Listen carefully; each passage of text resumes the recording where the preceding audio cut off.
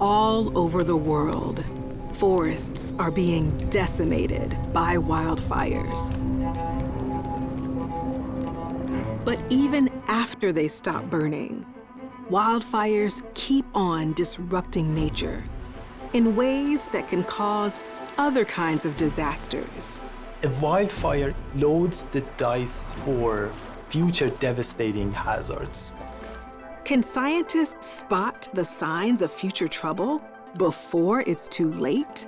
There is a big human connection here. One of our goals is to avoid natural hazards turning into human disasters.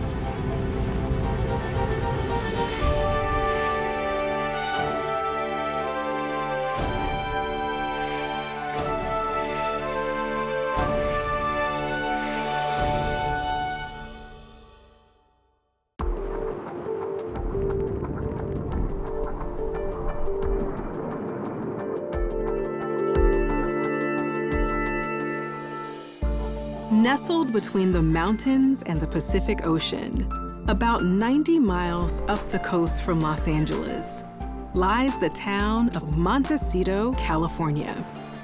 This breathtaking spot is a magnet for the rich and famous. People like Oprah, Prince Harry and Meghan Markle, and Hollywood movie stars. Their luxurious homes are tucked into the hills that slope down to the sea. But in December 2017, people here got a shocking reminder that even a millionaire's paradise isn't immune to the effects of climate change. A relentless and behemoth blaze, the Thomas Fire forced thousands of new evacuations, strong winds pushing flames toward mansions in Montecito. The Thomas Fire, which burned for weeks, was the biggest wildfire California had ever seen. In Montecito, it destroyed 7 homes.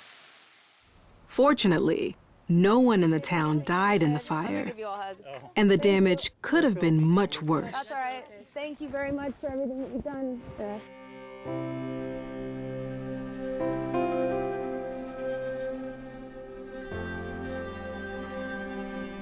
Hey, Dolores, how are you, hon? Yet, even as the town was recovering, the Thomas Fire had already set the stage for a second disaster. A very different kind of natural catastrophe, but one that wildfires make much more likely. Today, wildfires are a huge global problem. In many parts of the world, they're more frequent and much bigger. And that's because of climate change. As year-round temperatures increase, plants and trees become drier and more combustible.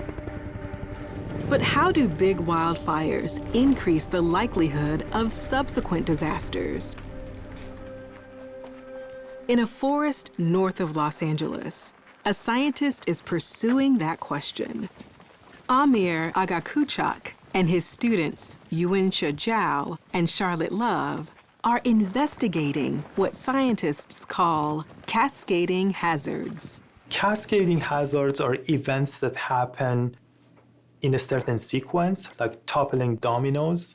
In this forest, the first domino was the Bobcat Fire, the huge wildfire that swept through here in 2020.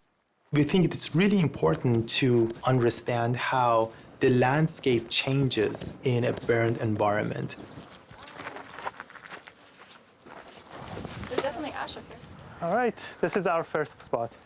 Today, 7 months after the fire, its impact is still being felt, especially because of the fire's effect on the flow of water and the way that water seeps into the ground.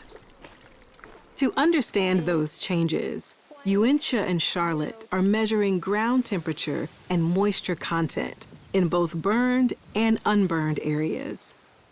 0.032, 37.8 degree, 0. we are seeing that the burned area has lower moisture content in the soil. We know that wildfires cook soil, and in that process, soil becomes kind of hydrophobic. It rejects water. That's because as plants burn up, they release a gas that penetrates into the soil. As the fire cools, the gas turns into a waxy substance, which coats the soil and reduces its capacity to absorb water. It means when rainfall occurs, water cannot easily infiltrate into the soil and runs off on the surface. This change in the soil can have catastrophic consequences. In Montecito, in the aftermath of the Thomas Fire, the soil in the burned hills started to repel water, a change that led, 3 weeks after the fire, to a disaster in Montecito that was many times worse. On January 9th, 2018, in the early morning hours, it started to rain very hard. Turn around! The flash flood's right there! The flash flood's right there! Get out of here! Go! Oh my God, Mom! Suddenly, from up in the hills, came an enormous river of mud. We literally have a torrent of mud going through the house. God, I pray for everyone here. As the mudslide raced downhill, it swallowed up the stumps of burned trees and swept up huge rocks, eventually rising to a height of 15 feet. I heard the rumble of the rocks and I looked over at the river and the trees were just coming down, choo, choo, choo. The boulders busted through our house and we were able to crawl out our window to the roof. Our rooms are gone, everything's gone, just wiped out. In the end, the Montecito mudslide destroyed 130 homes, caused hundreds of millions of dollars of damage, and killed 23 people. In his work, Amir thinks a lot about disasters like the one in Montecito. To help communities be better prepared, he is using the data he and his students collect to build a computer model. A model is a simplified version of reality. Computer simulations can help us better understand and also predict natural hazards.